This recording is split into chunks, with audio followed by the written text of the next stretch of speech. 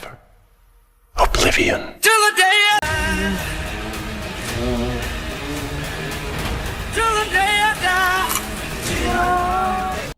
Please tell me I'm not the only one dreading the end of The Boys as much as I'm looking forward to Season 5. I mean, what am I even supposed to look forward to after this? I suppose all good things must come to an end, and showrunner Eric Kripke is closing the curtain on this insane roller coaster ride of a show in hopefully the best way possible. In a way, we're happy that the series isn't overstaying its welcome, especially after Season 4's somewhat bleak and stagnant narrative. That surely had many of us wondering what new surprises Kripke could possibly offer this season. Well, Season 5 has just dropped, and before you get ready to bid a bittersweet farewell to Butcher's Oi, let's check out what the early reviews are saying about The Boys' last hurrah. Here's a friendly disclaimer. This video will contain some significant spoilers, so if you want to go in blind, scoot.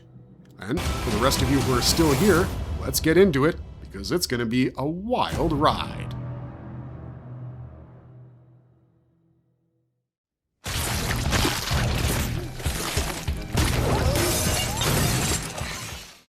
Thanks to the studio releasing 7 out of 8 episodes to the critics, we've got a pretty clear picture of what to expect. The new season picks up roughly a year after the events of Season 4's finale. That means Victoria Newman has met a gruesome end at the hands of none other than Billy Butcher, and the entire political landscape of America has changed after Homelander installed a puppet president, Stephen Calhoun, who has declared martial law, and the downfall of the Starlighters, whom Homelander labeled terrorists. The Boys had been disbanded, with Huey, MM, and Frenchie being captured, while Kimiko was held back by Sam. Annie, however, managed to escape. Homelander is now stronger than ever, and the final outing is thus inclined towards a more dystopian, brainwashed version of America under the Soup's tyrannical control. So what was once entertaining satire now feels a bit too on the nose, and Kripke has traded the shock factor for a sense of doom. You know, like Thanos-level Infinity War ending. So, the first disclaimer is, get ready for a somber finale. Belen Edwards of Mashable has said the season is The Boys' darkest, most dour season yet, one that plays at commenting on our fractured America, but only offers shock value as opposed to real substance. While showrunner Eric Kripke has always said that Homelander is basically a representation of fascist leaders, this season doesn't even try to be subtle about it anymore.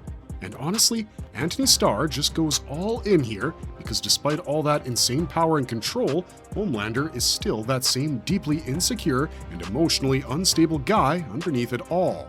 Coming to Billy Butcher, he just doesn't care anymore about what anyone thinks of him, and this season takes that to a whole new level. With his terrifying new powers, he starts taking control of the team in some disturbing ways, all in the name of stopping Homelander. And somehow, Kripke managed to add new layers to Karl Urban's already tragic character. He's just as aggressive and hard to deal with as ever, but there's also this twisted charm in his performance this time out, especially in the way he interacts with the rest of the boys, because trust us, it's bound to remind you of Season 1. Now, unlike the show's spin-off, Gen V, this season doesn't waste a lot of time before getting into business. Keep in mind that it still does take some time to get things moving, and the storytelling has been termed sluggish at times by a few. This season follows Homelander as he basically takes full control of America, turning it into a fascist nightmare and locking up anyone who dares to go against him in those so-called freedom camps. On the other side, Billy Butcher, Huey Campbell, Starlight, and the rest of the boys are forced to come together for one last desperate resistance, trying to take him down against all odds. Things kick off early when Homelander sets a trap for Starlight, but it ends up backfiring, giving our soup-killing crew the perfect chance to escape and start planning their comeback. And after 4 seasons, Butcher has finally come up with a plan that's genuinely terrifying. It's so deadly that even the Soups are forced to panic and run for their lives. And yeah, Homelander is definitely not amused. One of the central plot points of this season revolves around Butcher's plan, and it's very much a MacGuffin leading into that final showdown. However, it still does a great job of increasing the stakes and tension perfectly. The cherry on top is how it ties in with some of the events from Gen V and earlier seasons of The Boys, while expanding on the wider Vought lore. Yup, we're finally getting a closer look at the infamous Doctor's early experiments in a standout sequence. Now, with all that, the showrunner has thrown in a classic church versus state tone. The dark superhero parody has now fully collided with religious extremism, and while the show has always taken jabs at Western religious institutions, Season 5 brings that angle right to the forefront by focusing on Firecracker's whole role in building this new soup-centric faith and the introduction of O Father, who's basically this mega church pastor. Whether he's singing and dancing around or straight up preaching Homelander's propaganda, Daveed Diggs is weirdly entertaining to watch. Kripke also used O Father to highlight the hypocrisy of these alleged religious leaders who are busy collecting donations just to fund their own lavish lifestyles. But somehow, even at their absolute worst, the writers still manage to humanize these characters and bring in that interpersonal drama that always spices things up. Pretty much every member of the ensemble gets their moment to shine in Season 5, and our first mention would be Kimiko, played by Karen Fukuhara, who's no longer mute. And that alone changes a lot, especially in how she starts morally clashing with Butcher. We mentioned Kimiko, so Frenchie can't be far off, but sadly, their dynamic doesn't fully land and feels a bit undercooked. But performance-wise, Karen Fukuhara and Tomer Capone have nailed it. Their chemistry acts as a much-needed emotional anchor in this otherwise diabolical world. The others, including Mother's Milk and Huey, are pushed to their limits, and Annie is forced to make some really tough calls to balance her identity and beliefs. MM, thankfully, gets the chance to steal some of the spotlight in this season. Intriguingly, the villains seem to be way more interesting this time around. The Deep gets his own storyline, and A-Train's redemption easily stands out as one of the better parts of the season. Even Colby Minifee as Ashley Barrett delivers an absolutely stunning performance in this season. She's gone from just being a VOD executive in Season 1 to a major player in Season 5. Her evolution is fascinating and accounts for some of the most absurdly entertaining moments that we won't spoil any further. And the best part is, her whole storyline actually works because we've seen her slowly get more and more corrupt in her own way over the years. Kripke brilliantly used Ashley as an example of what happens when a show takes its time and lets its characters grow. But wait, it's still the boys we're talking about. The bloody carnage and mind-bending chaos is still very much a part of the show, so it's better not to get attached to any character because there are major and brutal character deaths on the table. That said, not everyone gets the attention they deserve. Sister Sage, played by Susan Hayward, is the biggest example of that. After all the hype around her, especially with her appearance in Gen V and how she disagreed with Thomas Godolkin's idea of controlling soups like Homelander, you'd expect her to play a pivotal role in the finale, because the only reason she betrayed her romantic partner was to put her carefully chalked out plan into action, and we've all been eagerly waiting to see how the secret scheme will actually unfold. This season, however, mostly sidelines her and keeps her motivations vague until much later, and by then, it feels a bit like too little too late. And speaking of Gen V, characters like Marie do get mentioned here and there, but don't expect any major appearances. The publication Gizmodo notes that the second season of Gen V basically went by unnoticed because it was too busy being a trailer for the boys, and we kind of agree. But I guess the show deliberately held back on that, given people might have skipped over the sister series. Still, for those who sat through the 8 episodes to see Marie overthrowing Godolkin and joining Starlight, that might be somewhat frustrating. Oh, and Ryan.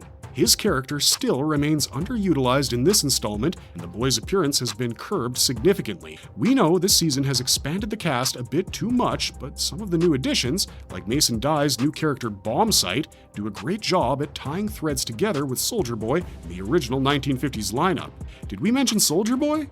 Oh yeah, that's got to be the best gift that Kripke gave us.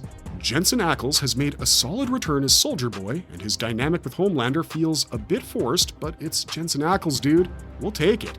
Also, the Soldier Boy and Bombsight plotline has potentially opened the door for a Vought Rising prequel.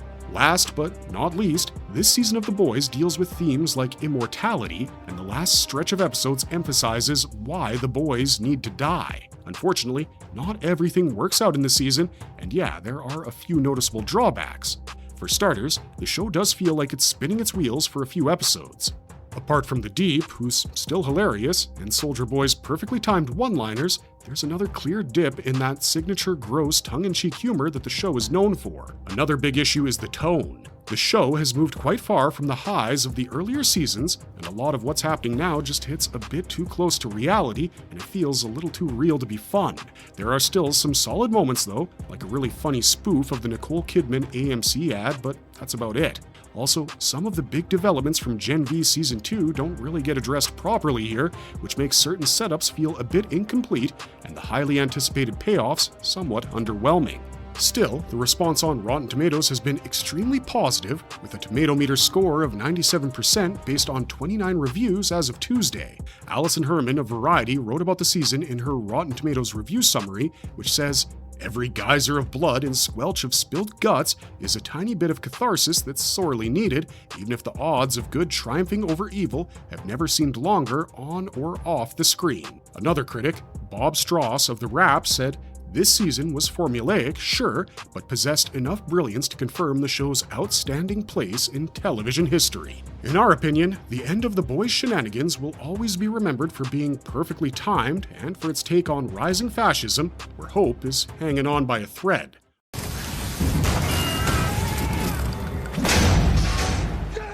Unfortunately, guys, that's all we got for you today. We can't wait for the adrenaline rush that will kick in with The Boys running weekly until May 20th, 2026. And these reviews have only added fuel to that excitement. We get that the finale might be more heavy than we hoped for, but it's still our favorite ragtag team against the Seven, and we're sure it's gonna go down dramatically. Let us know how freaked out you are about the show in the comments down below, and if you liked this video, don't forget to like and subscribe to this channel if you want to see more content like it. Otherwise, thanks for watching, stay safe out there, and we'll see you in the next one. Bye for now.